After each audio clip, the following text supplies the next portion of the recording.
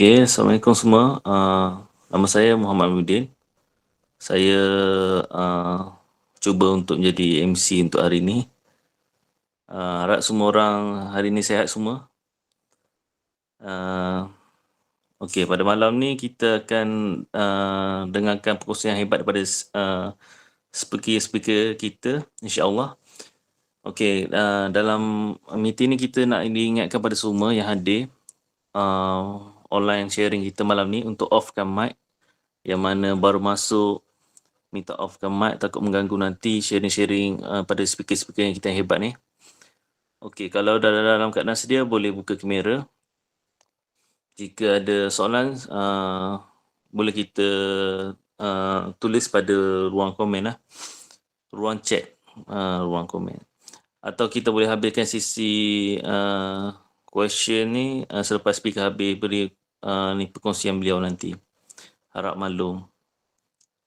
Okey, pertama sekali saya akan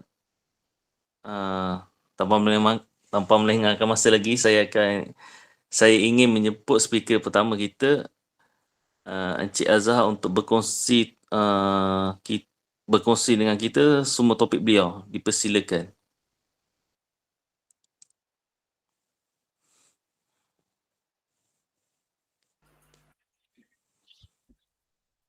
Azhar tak masuk lagi rasanya, sorry . Rasanya Azhar tak kita masuk. mulakan dengan VM Razif. Okey. Azim. Saya ada nampak ni. Cik Razif kita tengah set up. Okey, Azhar dah masuk. Mungkin boleh jemput lagi sekali. Okey, baik. Okey, Assalamualaikum. Okey, Cik Azhar telah masuk. Cik Azhar dah bersedia ke?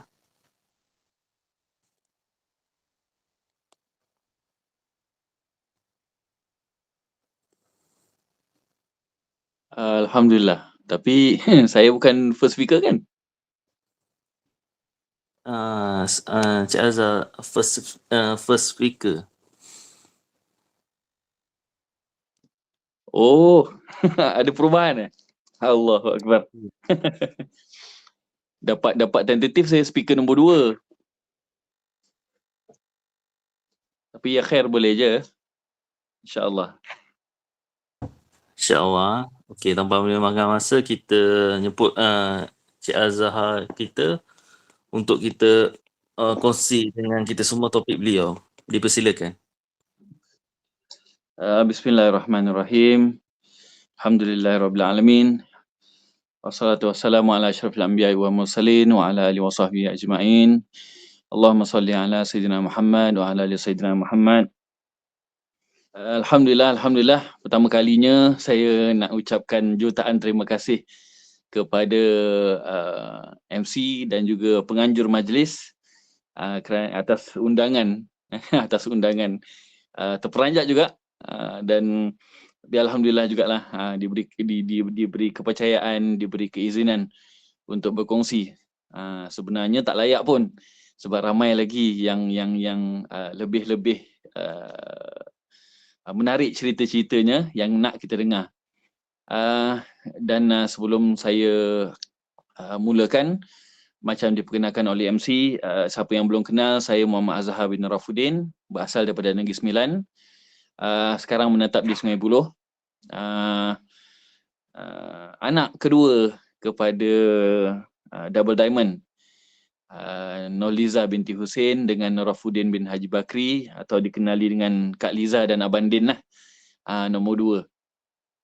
Dan untuk sebagai permulaan, untuk pengetahuan semua juga, alhamdulillah kami adik-beradik 4 orang, semuanya dikurniakan nikmat membesar dalam keluarga Syongho. Maksudnya saya mula makan linzi umur 6 tahun. Umur 6 tahun. Sekarang ni dah masuk 4 series. Pangkal 4 dah sekarang ni. Jadinya ini satu nikmat yang besar lah, satu nikmat yang besar, alhamdulillah. Cumanya daripada situ kita nampak dengan lebih dekat daripada tak faham kepada lebih faham. Sebab kita tengok macam mana orang tua kita grow dalam bisnes ni.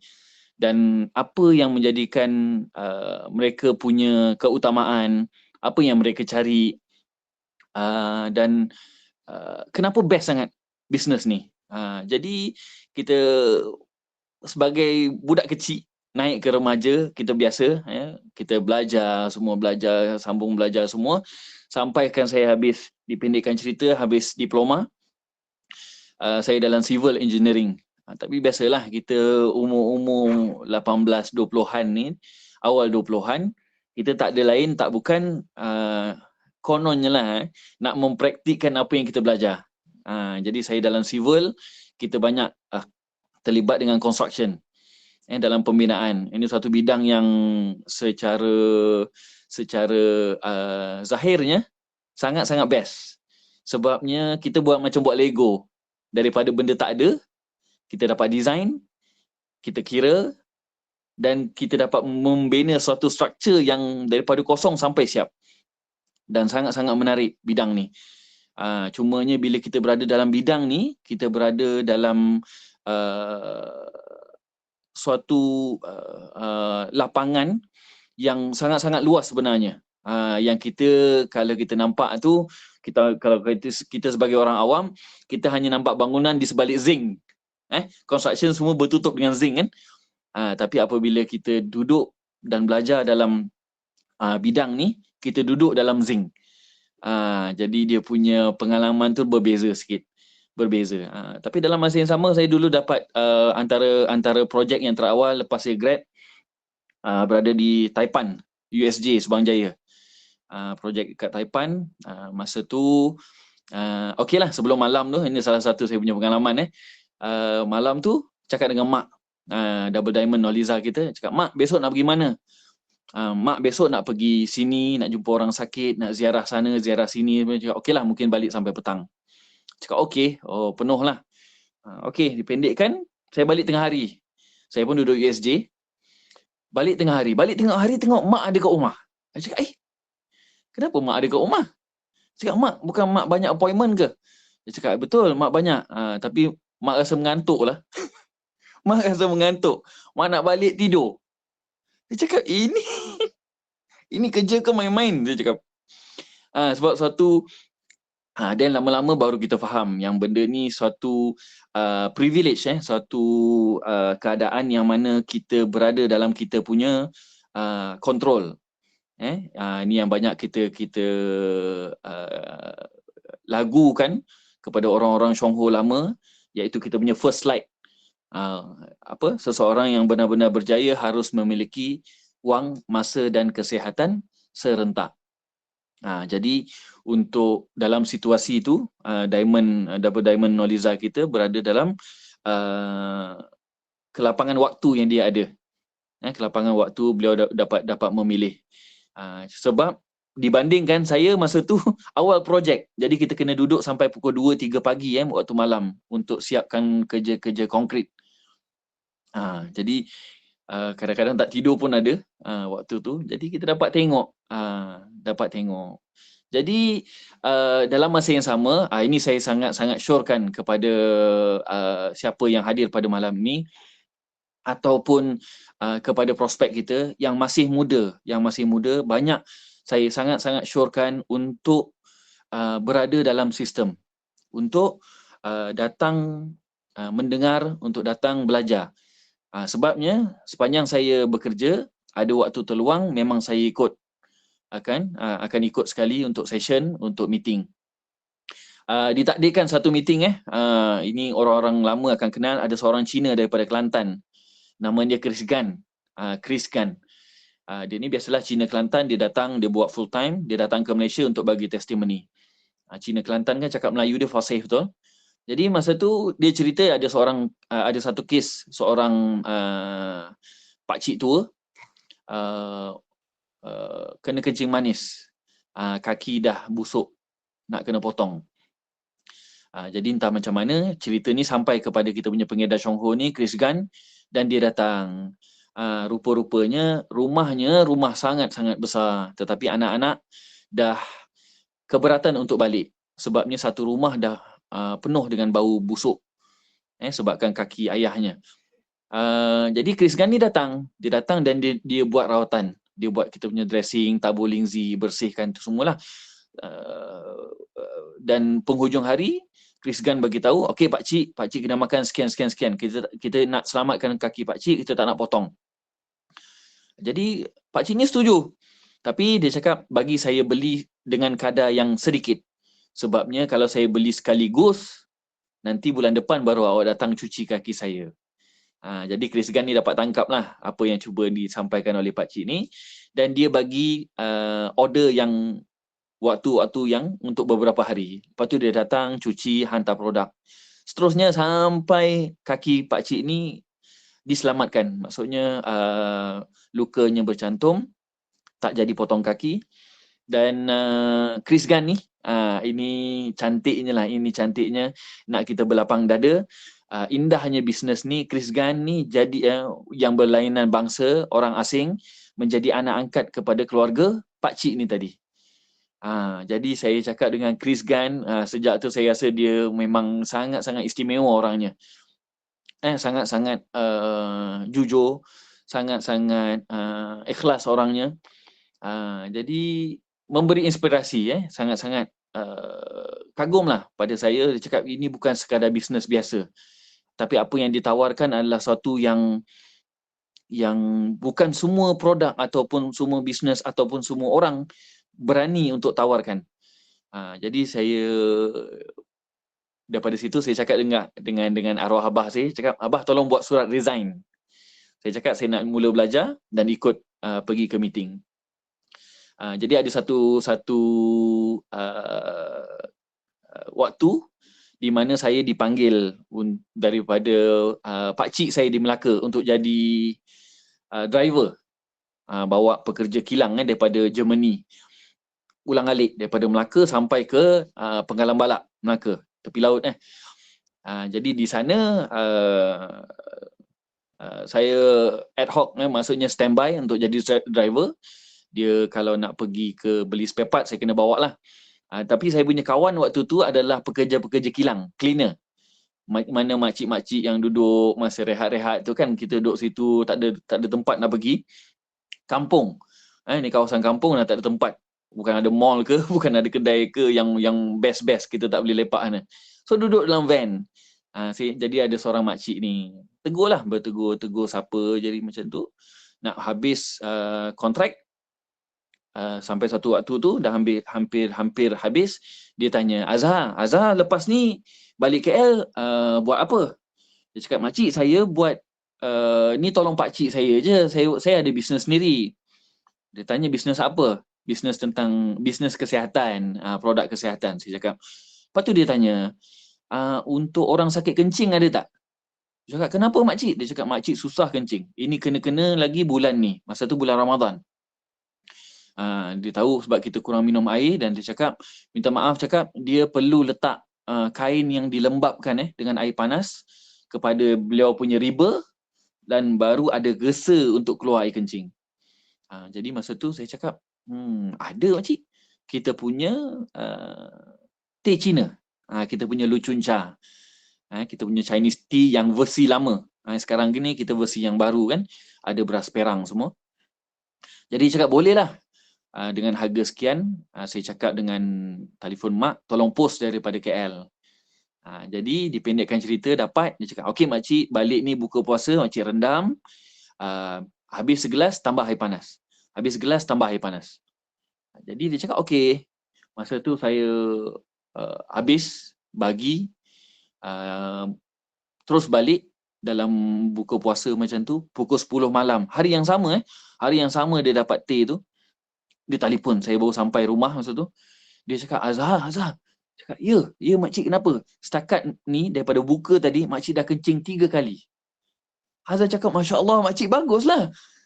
Kan makcik susah kencing. Dia cakap, sebab apa yang saya belajar, kencing ni penting. Maksudnya bila air kita cukup pada badan untuk dia keluar, buah pinggang akan cuci semua. Jadi dia seronok. Dan dia seronok. Bila dia tu dia teruskan minum dan ada satu pagi tu beberapa hari lepas tu dia bagi tahu, cakap Azhar, masa di dalam van kita baru nak labuh kepala untuk baring, baru sampai pagi dia cakap, Azhar, makcik rasa makcik punya batu karang keluar. Makcik ni dia orang laut, orang tepi ni, dia orang punya antara dia orang punya masa lapang punya aktiviti adalah mencari remis. Remis ni macam lala tapi kecil sikit. Jadi yang saya cakap dengan makcik ni, yang biasa perkara benda-benda yang bercengkerang ni dia punya asid tinggi. Jadi dia cakap betul lah, makcik rasa makcik punya batu karang keluar. Lepas tu kita tak berapa reti lagi, telefon mak, cakap mak, perempuan ada ke batu karang? Kalau dia keluar berdarah atau tak? Minta maaf cerita. Lepas tu mak bagi tahu untuk perempuan jarang yang berdarah sebab daripada segi berbeza dengan lelaki. Jadi saya cakap dengan makcik, alhamdulillah makcik, alhamdulillah. Lepas tu dia cakap memang sejak hari tu dia cakap dia untuk keluarkan air kencing, dia cakap sangat-sangat mudah, tiada rasa sekatan macam sebelum-sebelum ni, dan bila waktunya dia terus keluar. Dan masa tu dipendekkan cerita, dia cakap dah, jangan panggil makcik lagi, dia cakap panggil mak. Jadi masa tu dia punya perasaan yang Azhar kena jumpa Chris Gunn, Cina Kelantan ni tadi. Azhar cakap dengan dia, ada nak jumpa, cakap. Dia cakap sekarang kita equal lah, cakap dengan dia. Saya boleh rasa apa yang Chris Gunn rasa. Azhar cakap dia dapat bapa angkat, Azhar dapat mak angkat. Cumanya Azhar cakap dengan dia, I punya satu level lagi up. Sebabnya apa? Sebab daripada anak angkat jadi kepada mertua. Diperkenalkan kepada anaknya dan jadi mak mentua saya sekarang. Alhamdulillah. Alhamdulillah. Jadi siapa-siapa yang masih bujang tu teruskan buat bisnes ni, yang insya-Allah dia dapat jodoh nanti. Okey. Jadi daripada situ yang Azhar cuba untuk lalui bisnes ni step by step yang Azhar cuba untuk lalui. Sekarang ni dah beberapa tahun lamanya. Cuma macam Azhar cakap tadi, ramai yang lebih layak untuk cerita tentang perjalanan yang mereka lalui dalam bisnes ni. Cuma disebabkan ini, apa yang Azhar boleh kongsi setakat ni adalah yang Azhar nampak cantiknya bisnes ni adalah apa yang kita sebut, siapa yang akan kita jadi selepas ni. Maksudnya kita akan jadi orang yang macam mana apabila kita menjalankan bisnes ni. Sebab kita tahu matlamat seseorang untuk berada dalam bisnes, untuk buat sesuatu bisnes, ada matlamat dia masing-masing, ada niat dia masing-masing, ada goal dia masing-masing. Kan? Jadi yang paling terbesar kita nakkan keuntungan, tak lebih daripada tu. Jadi orang buat bisnes, orang buat sesuatu adalah untuk itu. Tetapi di dalam bisnes Xionghu ni kita dapat lebih daripada tu. Lebih daripada tu, yang mana dia merupakan, ini yang mak selalu share, adalah way of life. Dia merupakan sebahagian daripada hidup kita. Sebabnya apa? Sebab Azhar suka share adalah apa yang kita buat daripada keluar pagi sampai kita balik ke petang, adalah apa yang kita buat adalah menggambarkan bisnes kita macam mana, jati diri kita macam mana, dan menggambarkan fitrah seseorang manusia tu macam mana. Jangan tengok bisnes. Yang kita tolak bisnes, tapi kita keluar adalah adakah kita menjadi orang yang disukai oleh orang lain. Be a likable person. Yang ini yang kita tahu sekarang ni, orang yang berada dalam bisnes, minta maaf orang siapa-siapa yang ada memiliki bisnes sendiri, benda ni merupakan asam garam. Asam garam. Kita tahu kalau kita tengok slide kita, antara punca pendapatan ada dua. Satu makan gaji atau satu bisnes. Hatta ini arwah abah selalu share, dia cakap hatta orang yang berniaga nasi lemak, ada dia nak bagi resepi kepada jiran dia yang nak niaga nasi lemak, resepi sambal, dia takkan bagi. Dia takkan bagi.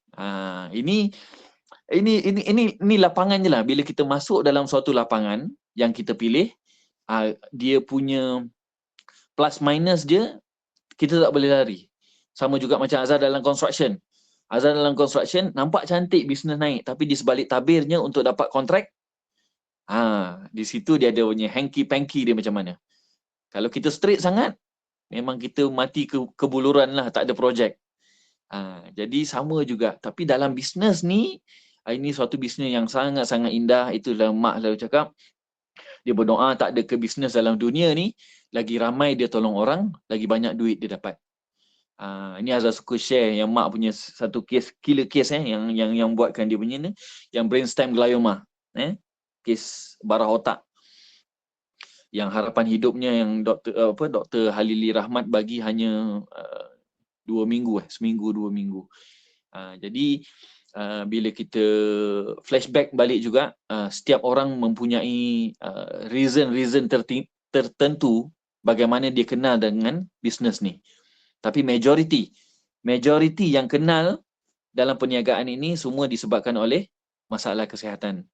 Jadi dekat situ kita nak Azhar nak ajak semualah untuk kita sangat-sangat bersyukur. Sebab lain orang lain perjalanan dia. Tapi di saat ni, di titik sekarang ni, kita masing-masing berada dalam satu bumbung. Yang ini dalam bawah bumbungnya Syongho. Baik apa reason pun lah. Sebab terpaksa ke, sebab kesian kawan bercerita ke, sebab keluarga ke, sebab mak ayah ke, tak kira. Tapi ala kulli hal, dia punya tanggungjawab kita sekarang ni adalah satunya untuk sangat-sangat bersyukur. Sebab ada reason kenapa kita diletakkan dalam situasi kita sekarang. Pada Azhar, itu satu nikmat yang sangat-sangat best. Memang kita tak boleh bandingkan dengan orang lain. Mungkin nikmat orang lain lagi sempurna. Tapi untuk kita, pada Azhar, kita kena sangat-sangat bersyukur sekarang ni. Sangat-sangat best. Jadi Azhar hari ni ada a few point yang Azhar nak share.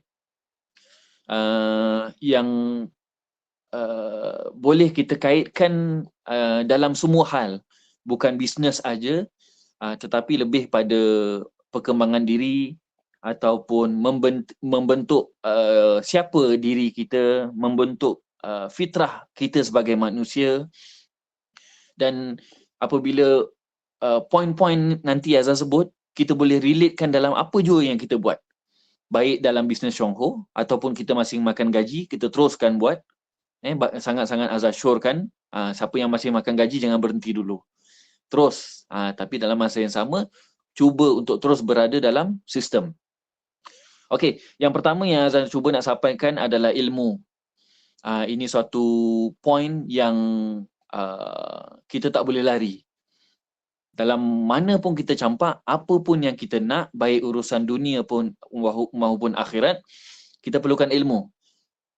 Hatta kita punya solat perlukan ilmu. Hatta kita punya apa jua bidang memerlukan ilmu. Sebab daripada ilmu inilah yang akan bawa kita ke sesuatu tempat yang sebanyak mana kita dapat ilmu tu, di situ kedudukan kita. Dan ini Allah sebut dalam Al-Quran yang tak sama orang yang tak berilmu dengan orang yang berilmu. Jadi untuk kita, bila kita relatekan dalam perniagaan Syongho, subhanallah, ya Allah, Syongho ni, dia punya platform yang disediakan untuk kita menimba ilmu sebesar-besarnya, seluas-luasnya. Sekarang ni je, lepas PKP agak slow sikit. Dulu, Masya Allah, cari je meeting mana nak pergi, pilih sahaja mana nak pergi. Kita punya upline, kita punya downline, kita punya sideline, meeting Syongho, meeting yang dianjurkan oleh syarikat, pergi. Sebab dekat situ memang dia punya platform seluas-luasnya. Sampaikan dulu kita punya gold diamond, siap bagi tahu siapa-siapa yang datang, tolong empty your cup. Kosongkan kita punya ego, kosongkan kita punya hati. Datang hanya untuk belajar. Sebab dengan datang kosong, cawan kita kosong, baru orang upline kita boleh tuang air. Baru kita boleh isi air itu dengan ilmu. Jadi untuk Syongho ni, kita meeting free. Tak perlu berbayar. Kita punya upline, tanya je apa soalan. Kacau je waktu bila. Sangat-sangat membantu. Dan apabila kita sebut kita berada dalam bisnes kesihatan, ini lagi satu lapangan yang tak ada penghujungnya, tak ada kesudahannya. Baik kita sekarang, 10 tahun dahulu, 10 tahun akan datang, yang kita tahu kesihatan ni adalah suatu lapangan yang kita tak boleh kompromi. Baik seorang anak kepada ayah dan ibunya untuk jaga, kepada anak-anaknya, kepada zuriat keturunannya. Ini suatu lapangan yang sangat-sangat luas, yang tak ada penghujung. Jadi bidang kesihatan ni suatu bidang yang sangat-sangat luas, dan dia punya ilmu tak stop. Yang kita tahu dulu penyakit-penyakit, kita tahu apa, kencing manis, lemah jantung, dialisis je. Sekarang yang dulu kita dengar bukan penyakit pun sekarang jadi penyakit. Sekarang ni nama doktor boleh bagi macam-macam nama. Cuma kita je nak kena upgrade. Tetapi bila kita faham dia punya punca dan dia punya rentetan daripada penyakit ini untuk kesihatan, dan kita boleh relate ke dalam bisnes ni, dan macam mana Syongho boleh tawarkan penyelesaian. Dan seterusnya, poin yang nombor 2 Azan nak share, ini tentang amal. Yang pertama ilmu, yang kedua amal. Ini banyak kita dengar. Kita boleh belajar tentang memancing. Oh, kita kena pergi sana, kat sana ada lubuk, banyak ikan dan benda semua. Orang tanya, engkau dah pergi mancing dah? Aku belum pergi lagi. Silat-silat rod pun belum ada. Jadi benda tu perlukan amal. Sama juga kita tahu tentang ilmu pistol, ilmu bertempur, berperang berapa. Tapi kalau kita pergi, tanya orang, dah pernah pergi berperang? Dia cakap belum pernah pergi. Pistol ada, kelengkapan penuh satu badan. Jadi ilmu dan amal ni dia seiring. Jadi ada orang dalam bisnes Syongho, orang cakap, tak apalah, tunggu aku sihat dululah, nanti aku cerita. Ini kadang-kadang kita kena asah dia lebih sikit. Bukannya penentu untuk kita sihat dulu baru kita bercerita. Sebab apabila kita berilmu, kita yakin apa yang kita lalui, contohnya vertigo kan, kita yakin. Ada, dengan keyakinan ni, kita tunjuk yang kita tengah vertigo ni, tapi kita seronok. Ni tak kira lah orang nak cakap apa kan. Kau dah lah semput, nafas tak cukup tapi excited dengan vertigo. Tapi orang akan tengok kita punya keyakinan. InsyaAllah aku beransur ke arah yang lebih positif ni. Tapi aku tak cukup nafas. Ataupun terjengkit-jengkit jalan. Sebab confident. Sebab keyakinan. Yang ini suatu bonus lah. Dan kita tahu orang yang berilmu tapi tiada amal, benda ni akan jadi sia-sia. Jadi baru ni kita punya triple diamond, Chin Wen. Dia datang untuk mencari ilmu. Dia baru grad daripada Australia. Dia datang meeting 3 tahun. 3 tahun tanpa buat apa-apa. Sebab kenapa? Sebabkan dia cakap dalam bisnes Syongho, ada pakcik dia, ada makcik dia, ada aunty dia, ada sebahagian besar dalam bisnes tu, dalam keluarga dia ada dalam bisnes. Tapi yang bestnya dia cakap, walau dalam 3 tahun ni tak ada seorang pun yang push dia bila nak masuk ahli, bila nak mula bercerita dengan orang. Tak ada. 3 tahun dia datang untuk kumpulkan ilmu semata-mata. Tetapi apabila dia mula untuk amal, mula untuk bercerita dengan orang, dia punya keyakinan berbeza. Dia punya ilmu dia sampaikan kepada orang A dengan orang B berbeza, mengikut kepada keperluan. Dia dapat tengok, dia dapat tahu, dia dapat detect apa yang orang tu benar-benar perlukan. Ini sangat-sangat best. Jadi apa yang kita tahu sekarang ni, baik tentang bisnes, baik tentang produk, ataupun tentang produk lah banyak kita kan. Orang suka kopi, ceritalah tentang kopi. Cerita tentang kopi, cerita tentang ubat gigi.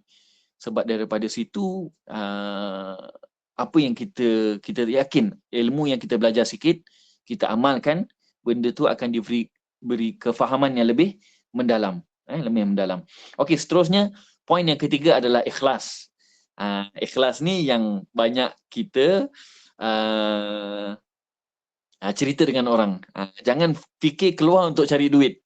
Ini orang kaya ni. Ini dia beli PV berpuluh-puluh ribu ni terus jadi VM aku ni. Benda ni dia perlukan latihan lah. Dia perlukan latihan. Sebab kita yakin orang di luar sana tak tahu tentang Lingzi. Tak tahu tentang kesihatan. Tetapi kita diberi anugerah berjumpa dengan Chuang Ho, diberi taufik dan hidayah untuk datang meeting, dan ilmu tu melekat dalam kepala otak kita, dan tugas kita adalah untuk share kepada orang lain. Berkongsi kepada orang lain. Jadi berkongsi kepada orang lain ini mungkin ada setengah orang memerlukan latihan untuk datangnya keikhlasan. Maksudnya ini yang kita sebut tentang empathy. Letakkan diri kita di dalam kasut dia. Seseorang yang tengah lalui ujian kehidupan, kita berlapang dada, kita bercerita tentang Lingzi, bagaimana dapat membantu, dan daripada situ juga bila datangnya keikhlasan, cara kita bercerita akan berbeza, dan juga minta maaf, pengharapan kita kepada dia apa yang kita sebut setakat yang dia faham. Maksudnya kita tak boleh expect dia terus okeylah saya nak sign up hari ni, saya nak terus beli macam ni. Tak boleh. It doesn't work that way. Sebab bisnes ni bisnes perhubungan. Apabila kita berjumpa hatta dengan kawan sendiri, tiba-tiba kita call kan, untuk dapatkan dia punya kepercayaan adalah sesuatu yang sangat-sangat sukar. Kena-kena lagi sekarang ni. Semua orang nak ambil kesempatan antara satu sama lain, tu wujudnya istilah scammer. 20 tahun dulu mana ada scammer, orang tak ada, orang tak kenal. Tapi sekarang ni benda ni dah jadi berhati-hati. Orang takut sekarang ni. Tapi dengan inilah, dengan platform Chuang Ho ni, inilah yang kita nak berkongsi dengan orang lain, lebih-lebih lagi stranger, dengan niat dan perasaan yang sepatutnya. Bukan ada udang di sebalik mi, bukan ada ni, sebab benda tu ini yang selalu kita dengar, apabila yang kita sampaikan tu adalah melalui hati, yang akan menerima juga adalah segumpal hati. Orang yang menerima tu jugalah akan senang dihadam di hatinya, bukan di otaknya. Jadi kita bercerita dengan penuh rasa kita nak membantu. Apabila dia dapat rasa, then proses seterusnya akan lebih mudah lah. Terbinanya kepercayaan kat situ. Ini suatu yang sangat-sangat perlu kita train. Perlu kita pelajari, perlu kita dengar pengalaman orang lain dan macam mana. Okey, poin yang keempat adalah khauf. Khauf ni kita sebut tentang takutnya kepada Allah. Ini tentang bisnes dan dalam kehidupan kita lah. Kan? Sebab macam saya cakap tadi, dalam lapangan bisnes, kita tak nak kita buat apa sahaja janji kita dapat untung. Kita tahu kita berada dalam suatu agama yang sangat-sangat indah, suatu agama yang sangat-sangat terpelihara. Kita tak nak benda tu kita cemari dengan hanya semata-mata kita nak cari keuntungan di dunia semata-mata. Jadi dekat sinilah yang kita nak timbulkan perasaan, timbulkan dengan niat. Sebab apa? Sebab kita hanya menyampai. Yang membuka hatinya, yang menerima Lingzi, yang menerima kepercayaan tu bukan kita. Itu semua hidayah daripada milik Allah. Jadi jangan lupa untuk mendoakan kepada orang-orang yang kita bercerita. Mungkin dia cakap, okeylah, terima kasih Azhar, penat je kau cerita. Aku rasa aku nak guna produk lain lah. Tak apa. Datangnya ikhlas tadi, kita dah ada ilmu, kita sampaikan. Kita amal, kita bercerita dengan dia. Kita bercerita dengan sebaik mungkin, dengan niat yang ikhlas. Kerana Allah. Jadi benda tu dia akan jadi fall into place nanti. Kalau ada rezeki dia akan terima. Tapi dalam masa yang sama kita cuba untuk doakan dia. Sebab kita yakin juga, kita kena yakin juga, kadang-kadang sesetengah orang rezekinya bukan dengan lingzi, tetapi dia dapat kesembuhan. Dia dapat kehidupan yang dia nak dalam bisnes lain. Tapi tugas kita di situ dan terus mendoakan kepada dia. Ini sangat-sangat cantik lah, sangat-sangat indah. Tu sebab saya cakap Chong Ho ni dia jangan pandang sebagai bisnes. Bila kita pandang dia sebagai sebahagian daripada hidup kita, dan kita akan dapat laluinya dengan yang sangat-sangat tenang, sangat-sangat indah lah, sangat-sangat cantik. Dan yang terakhir adalah yang kita panggil tentang warak. Warak ni kita sebut berhati-hati. Berhati-hati. Ini banyak kita dengar tentang baik apa pun lah. Baik apa pun. Kita tak nak satu sen daripada apa yang kita makan, kita ambil kesempatan kepada orang lain. Ini pun tak nak. Kan? Kita tak nak kita songlap orang punya PV ataupun kita sap-sap-soi kiraan yang sepatutnya kita bayar kepada orang lain. Ini kita tak nak. Sebab benda ni semua akan ada efek dia, ada impact dia tersendiri. Jadi untuk kita kaitkan kelima-lima poin ni di dalam bisnes Chong Ho, benda ni sangat seiring. Benda ni sangat-sangat ditekankan hatta dalam sistem sendiri. 5721 yang dalam Chong Ho tekankan sangat-sangat signifikan. Sangat-sangat signifikan. Jadi ke atas 5 poin ni banyak yang kita boleh relate kan. Azhar tak nak bulatkan dia dalam bisnes Chong Ho saja, tapi nak kita kaitkan dengan dalam semua hal dalam kehidupan kita. Dan daripada situ untuk kita masukkan Chong Ho dalam tu, dia jadi macam cantik lah. Cantik. Tak ada yang melanggar kepada prinsip kita, tak ada yang melanggar kepada prinsip bisnes kita, tak ada. Jadi walaupun kita, itu yang ramai orang-orang Chong Ho mana yang lama, dia tak terasa pun dia buat Chong Ho. Tetapi dia buat closing, downline dia bertambah, PV dia bertambah, income dia bertambah. Tu kadang-kadang tak boleh nak calculate dia punya formula matematik macam mana.